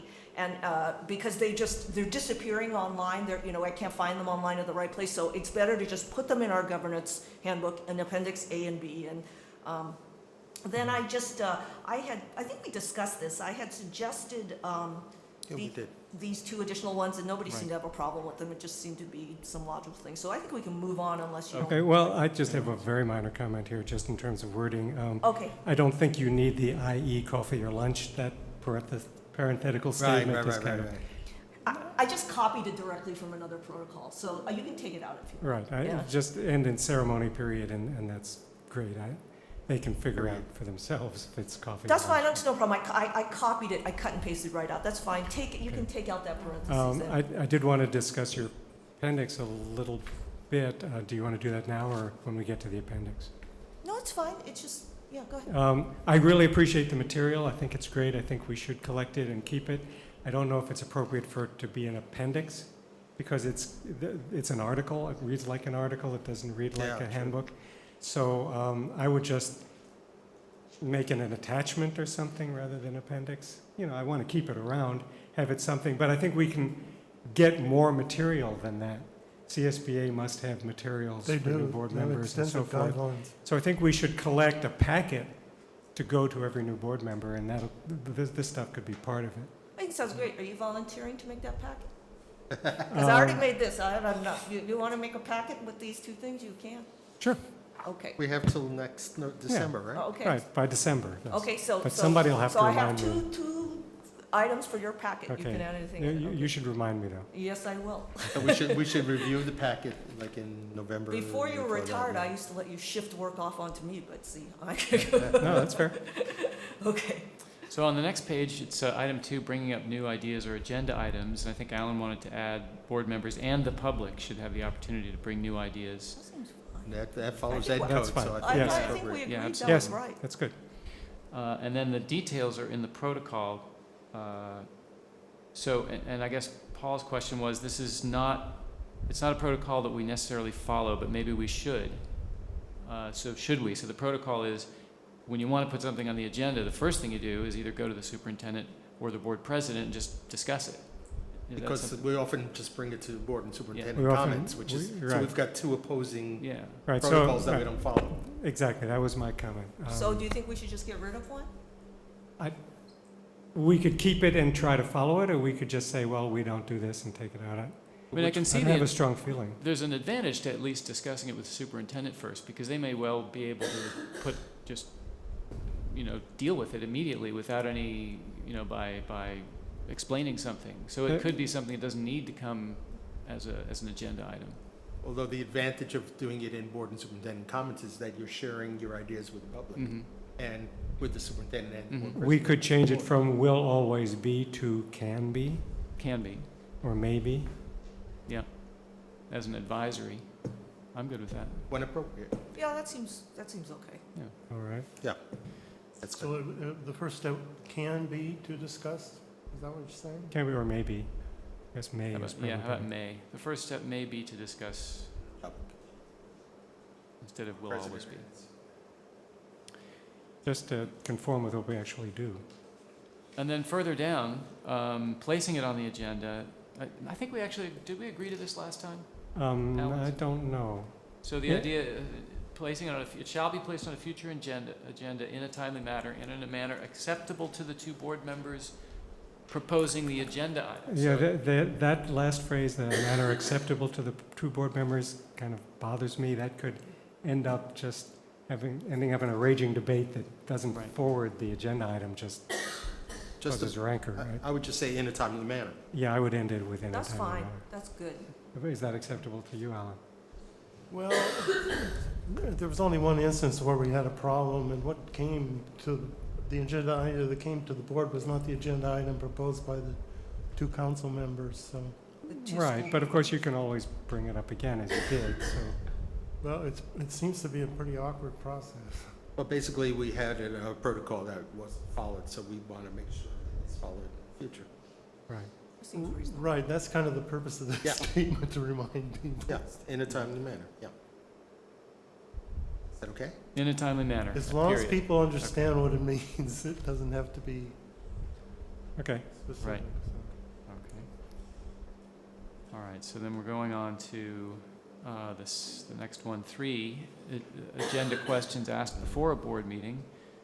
And Paul's pointing out again that we don't always do this, which is if a board member has questions or clarification or request for information, he or she should contact the superintendent first, so the superintendent can channel the information to the appropriate staff member, and some people just go directly to the staff member with a copy to the superintendent. Yeah, actually, I'd amend that. Actually, at least what I do is I address the superintendent, but I copy the staff members so that they can respond to it directly, so that it's just less work for the superintendent. think And I do it the other way Yeah, around. with a Yeah. new superintendent, I would highly encourage you to run it through the superintendent. So write to the superintendent, Write to the superintendent, let the superintendent. will funnel the, Yes, channel it. Mhm. You have a whole new executive cabinet, and a new superintendent could easily feel that that's micromanaging. I think that's- okay, Yeah, I think it's actually Okay, be a so- good thing to discuss with the So we should superintendent. keep the protocol and follow it. And follow it. okay, let me make sure, so then, Okay. so I just write my questions to the superintendent, but I could indicate, I Right. could always put in parentheses. Yeah, Yeah, who like- it should go to. Right, okay, But then it's Oh, really clear. yeah, Does the that's true. superintendent answer your question? okay, I'm fine with that. That's good. Less emails Okay. for me to, That's good. I like that. So that still gives the superintendent the right to make the assignment, the Yeah. board member just makes a They're gonna still get the information from just makes a staff. suggestion on who that person is. I think that's a good idea. It's good for us to try to remember that, that's a good idea. Especially with a new Right, CBO Right. and a new Right. director of technology. right. Yeah, I get the hint, I think it's a good point. Good. Yeah. Great. Issue number 4, purpose of the consent calendar.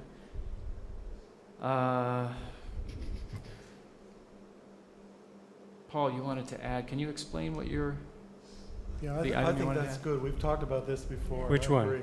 your The contracts, About the Page contract. 95 at the only top. recurring and standard contracts? Actually, I just reworded what was already there to make Yeah. it make more sense. That's fine. I didn't change the protocol at all. I Right, just okay. reworded it. It's clearer, though. Yeah, Okay, that was the that's idea. fine. That That's it'd be fine. clearer. Okay, issue 5. We don't do this much. Trustees and the superintendent will regularly link board meeting agenda items and discussions to the district vision, goals, and strategic plan. Do we want to keep that in there and say we should do it, even though we often don't? I we think just we should haven't do found it. an easy way to do it. That doesn't mean we shouldn't do it, in my opinion. I'm happy with leaving it in there. I just wanted to point out we hardly ever do I it. think it's something we should work on. It's- I agree. But it's, I mean, there's a definition there. You know, I assume that everything we try to do is linked.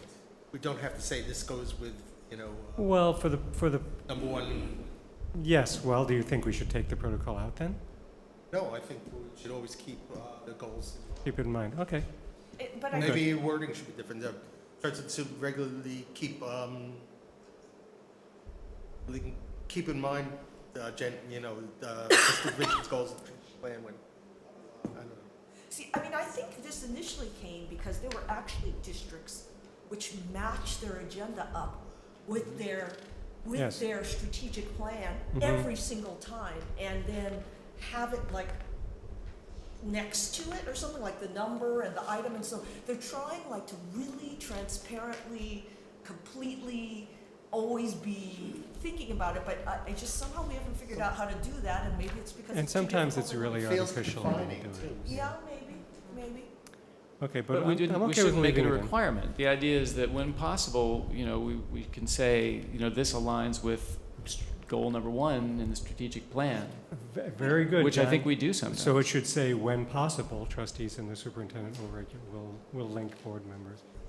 I mean, even ourselves, Right. we should periodically reflect when we're talking that on what we're trying to achieve. I mean, we do that a lot when we talk about the achievement gap. And I think John just gave us the solution there. Okay, Just okay. change the wording to when possible, trustees and the It superintendent. should always be possible, so Will that's link still board. kind of, No, actually, it's not necessarily always possible.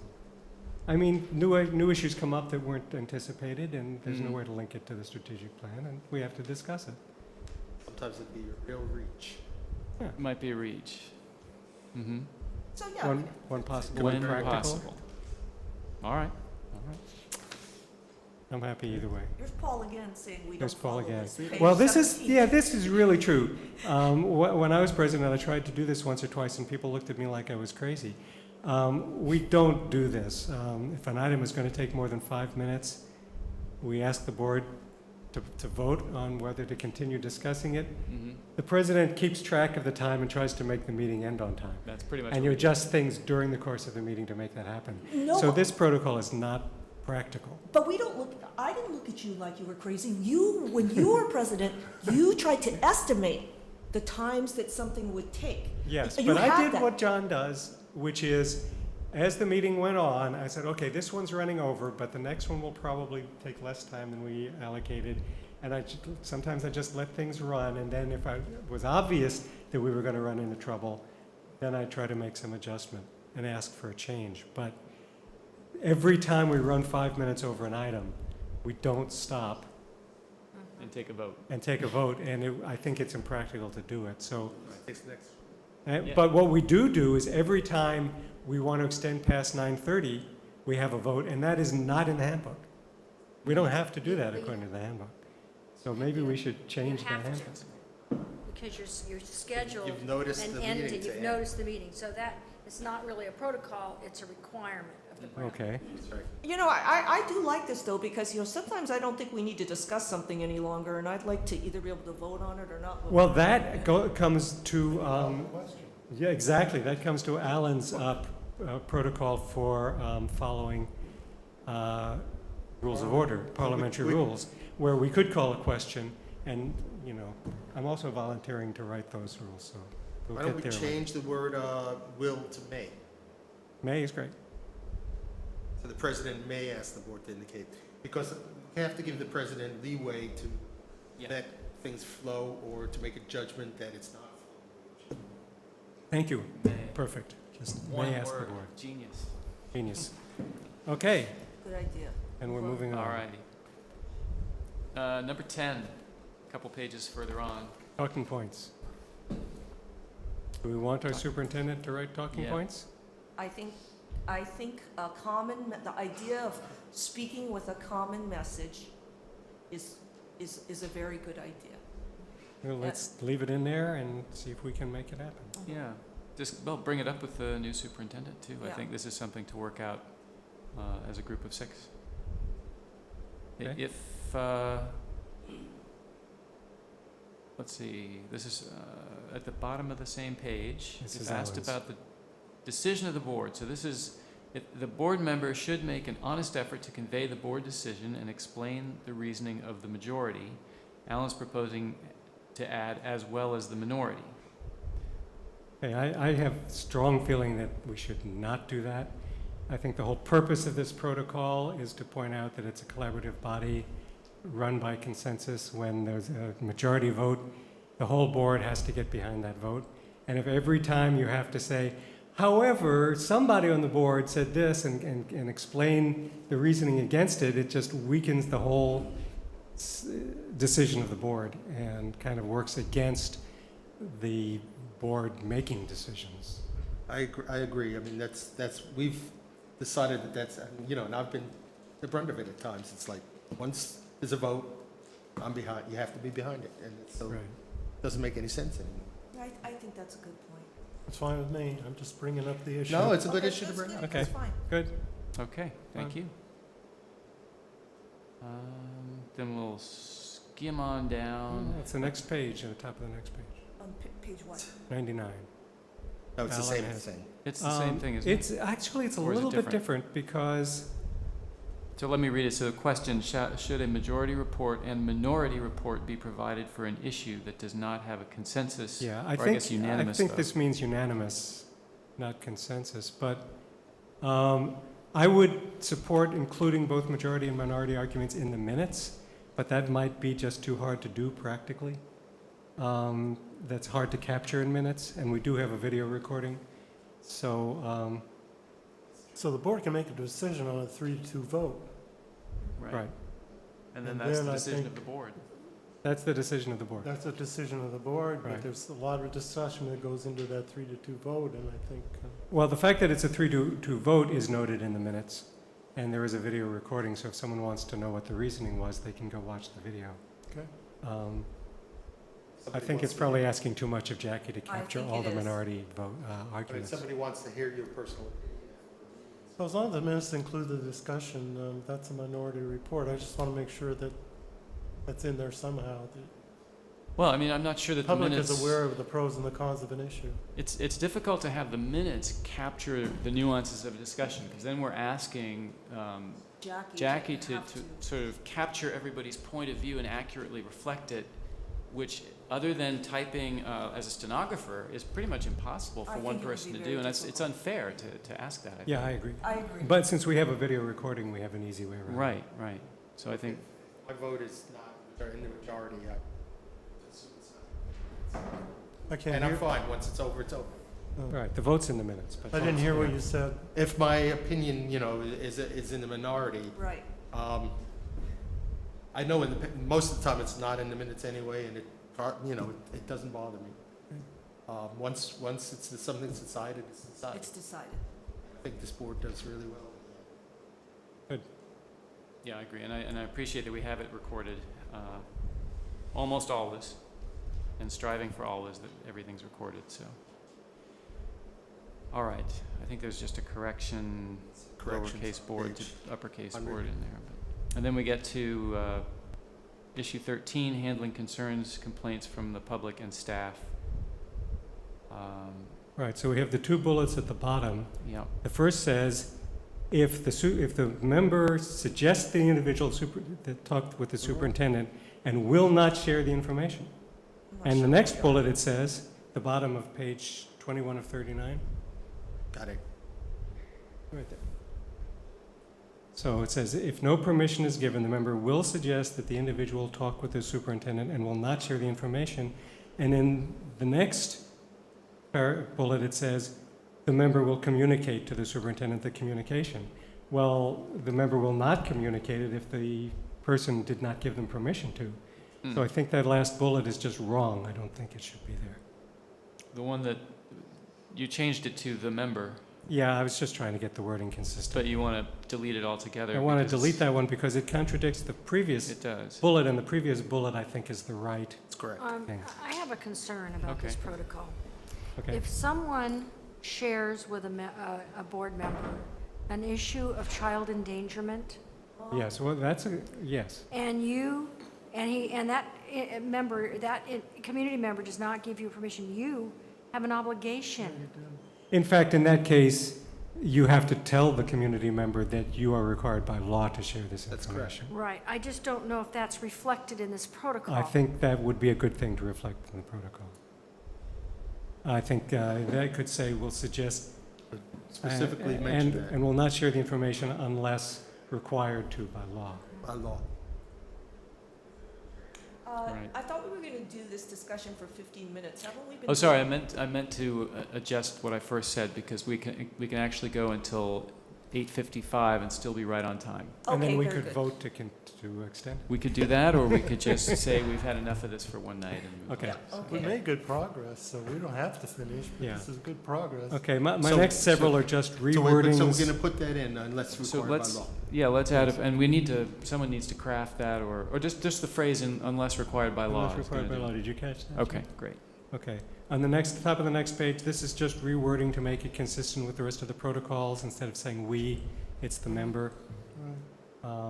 Instead of they, it's, the complainant. That's all. Okay, And not changing the protocol. okay, so now we're coming to. But wait, the last bullet point, as a representative of the public, it's important that, Oh, sorry, that was a mistake. I did not suggest a change there. So that should continue to read the board member. because the board members are the. No, that was a mistake. Okay. I didn't intend that. It is important. If I said it, it was a mistake, or, So how should it read? It's it important read that the way it reads now. the superintendent invite the person with the No, complaint. that the No, board no. member Oh, the Board board member. member invite the person. As a representative of the public, it's important that the board member invite the invite person. the with the person. complaint. Yes. Yes. Right. Which is what they originally said. So Good. no change to that. No change. Oh, you overdid yourself. However, on the next page, Yes. issue 15, there was a question, the principles and protocol. In the principle, it says, kept updated by the superintendent, and the protocol says kept updated by the president. So we just have to pick one and make them consistent. Or the superintendent is responsible to make sure everyone is kept updated, but the board member may do the actual updating. I don't care. Right, because I've actually noticed that sometimes it depends on the circumstance Right. as to what works best, and I think we need to be a little flexible there. That's fine, but it just needs to be reworded to make the principle and the protocol consistent. So I think we should say, as a board member should be informed. Well, actually, the first one can just say board members should be informed and kept updated by the state of emergency, period. And the Period. second one can say the superintendent or designee will inform the president of the board as soon as possible in the nature of the emergency, keep the board president updated, and then who should relay the information? I think the board Superintendent or president, it doesn't make sense if there's an emergency for the superintendent to be making Everybody. 5 phone So calls. that's fine. So just put a period after emergency in the first one and cross out the by the superintendent or designee. And the second the protocol can remain as it is. Okay, we have 3 more minutes, right? So let's see if I can go through number 16. So number 16, I noticed that what I said contradicted what Jonathan said, so I'm gonna. Okay, Yes. so the first one does not contradict, that's fine. That's just saying we're gonna prioritize district, goals. The second bullet point on page 103, I said we should, delete the one that's at the top. Right. Right, and then, let's see, I'm sorry, I have to look at my notes. Okay, yeah. Pat, help me with that again? You know what, we need to discuss John's as well, because we might prefer yours to John's. There's a contradiction, but that doesn't mean we're using John's. So No, we I may not actually- have enough time here. I think it's going to take more than 2 minutes. Okay. Yeah, I would like to bring this one back, because Anyway. I studied it once, and I think I want to study it again. Okay, and I need to print out what I said, because I actually do think that Jonathan's makes sense, but I just added another sentence which can include so we can do it another time. We need to Jonathan's take more read- time about read- that, okay, because that's right, well, so- because I don't necessarily agree with John about this, and Right. I'd want to hear his arguments, so. Okay, we can talk about Yeah, it later. we should devote a little, and we have a little time before the next round on that, so. We Good. made a good progress, though. Good Yeah. progress. We've made good Skimming progress. down, most of the others will It's also good for us take to more than a review these, minute, it just so reminds me of what I'm we should just supposed move to on. It does. Hold it all So- in advance. Yeah. So I have one more thing, if I may say. Sure. Alan proposed parliamentary procedures. I think we're tending towards that. I think that Rosenberg's rules of order are in the right direction, but they're a little bit wordy. They're not all that well written, and they have some rules that we may not want to do. And I am volunteering to edit them and propose an amendment to the handbook that would be our rules of order based on Rosenberg's rules of order that we can consider at a future meeting. Wow. That's a big- fantastic. Yeah, It's a that's big task. that's a big task. But I appreciate that. I think that would be really valuable. And I should say that, under principles, the line before protocol, I really like that. I'm not one to follow rules. I'd like to see what Paul comes up with. Yeah, But I really agree. wanted to add what, Alan wrote under principles. That just comes out of guidelines. Yeah, it's, rules and whatever else. no, it reads really well. Okay, Great. time. So thank you for doing that. Great. I look forward to looking at them. I'm not saying I'm gonna follow them, but Well, my that's up to my the- mind is It's up to open. the president to make you follow. I can promise I won't, no matter what. But my mind is open, wanting to look at the draft. All right. Well, we have, as a final discussion item tonight, a proposed textbook adoption for Albany High School Social Studies, government textbook. Are we going to I do should say the textbooks. governance schedule next time as well? Yeah, we'll have to hold that one off as well, the handbook. So we'll make a little more time for that. Yeah. So these are I don't know where we are. I think we're available for our consideration. So are we ready? Let's go. 122. 122. 122. 122. It was one page. We get there back to that tab, 122, looking at the C3 frameworks. Okay, so we have a proposed textbook adoption for Albany High School Social Studies in the government Yeah, I class. saw the book was in the back of the room. I don't The know. book is in the back of the room. Yes, there's two books actually. And I can describe the process briefly. In January of this year, Albany High Social Studies Department convened a committee to establish criteria by which a new textbook would be chosen, and a new government book surfaced as the highest need because of the ever-changing subject matter. The Albany High School Social Studies Committee contacted publishers and requested textbooks for review, and 6 textbooks were reviewed. There were 3 criteria used in selecting a textbook. The text must address the new California C3, or otherwise known as College, Career, and Civic Life Framework, not to be confused with standards of content. These are frameworks for college, career, and civic life. The text, number 2, must be accessible in language and format for students at a variety of reading levels. The common criticism of prior textbooks is that their reading levels are either too low or too high, but never a broad range. And the third is that the text must be appropriate for college-bound students. The Social Studies Department at Albany High School recommends American Politics Today, the 3rd edition, W.W. Norton, 2013, and the accompanying reader titled Fault Line, Debating the Issues in American Politics. It's 4th edition by Cannon, Coleman, and Mayer, W.W. Norton and Company publishers again. A public notice will be placed in both the local newspaper and the Patch, and the books will be on display at the district office for at least 30 days. Textbooks will be purchased from school site funds. We don't have to approve textbook adoptions? This is just a discussion item? First reading. Says review. Yes, we Right. always do. So this needs to come back to you Okay. in, the 22nd. Is that after the 30-day period? Or would we approve it before the 30-day period? The books need to be on display at the district office for at least 30 days. And they so have been. April 22nd. Oh, and they have been And they already. have been. Yeah. Okay, yeah. Currently, of course, the public notices, they're on display from 8 to 4, and I brought them back here for the evening. Bring them right back before 8 o'clock. Very well. So do you feel these textbook, or the recommended textbooks will aid us in closing the achievement gap in social studies where we seem to score relatively low? Yes. Right answer. Is that because of the reading levels you mentioned? Is that what you're referring to? or is there more? Yeah, reading levels, the clear and concise way in which the textbooks are laid out, and the complement that the additional reader, there's a second reader that comes with it, that complements the whole focus on debating topics. Not only that, but carrying this around will contribute to their PE program. Right, exactly. How has Common Core impacted social studies curriculum? So the English language arts standards call out our ability to read and work with text in nonfiction and history and social science. In addition, and that's just in the English language arts standards. In history standards, the standards themselves about what content we teach at what grade level have not been reauthorized, but a national movement towards these 3 frameworks, this college, career, and civic life, has been adopted. Okay, Quite in line with what's going on. okay. So this aligns with the core curriculum that we're, It aligns really well with English language arts and Yes. the needs that we have to work with English language arts standards. And it also aligns with frameworks. This is a government class, so this is quite a national trend. Students across the country read and learn about our American politics. Reader looks great. It's totally up to date. Yeah, it does look very good. There's a chapter in there on campaign finance reform.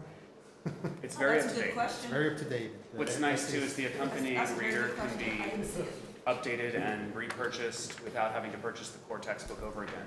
Makes But the reader addresses 2 or 3 essays in each topic, essays of opposing views, and then sets up the student to answer a variety of questions. So I'm curious, do you happen to know what was the second priority after the government textbook? Oh, second priority? No, I don't have a name for that. No. Okay. I thought you were going to say the second textbook, the runner-up textbook. The runner-up textbook. Yeah. No, I was wondering about the I textbook. don't know what other If we had part of more that funds, department. what would Yeah. we? Yeah. Okay. No. History is a tough one because it's it's politically charged to say what we're going to teach at what grade level, and history is very subjective. You know, I have to object because there's a lot of stuff in the history book that was current events when I was in high school. So we can just use the same current events book. The you had? Westwood movement? Yeah, right. All right. Great. Well, thank you, Peter. It's been working. Now you have it off. No, I had it off. Oh, well, they heard you. They heard me. All right.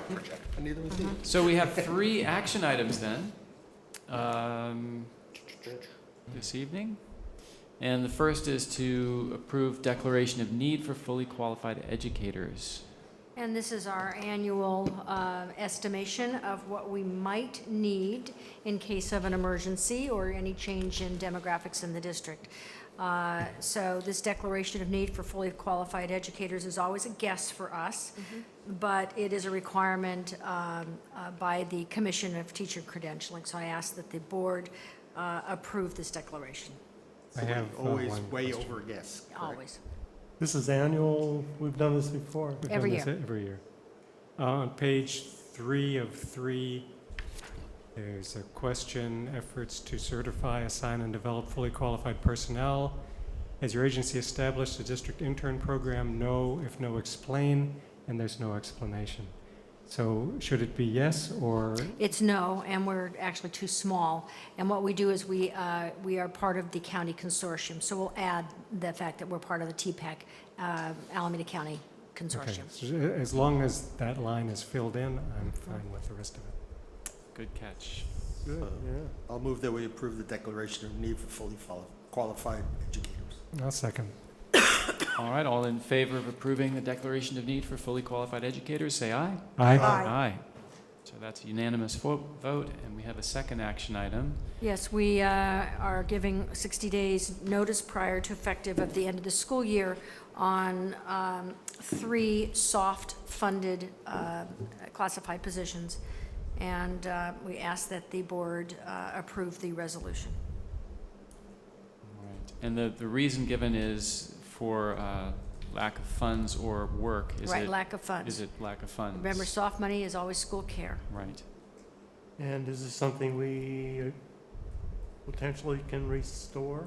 I mean, library technicians have been something we've been trying to. Well, the school care has been pretty consistent. So we're in that. depending on, we're confident school care will Yes. restore these positions. The technicality, Right, right, which I don't like.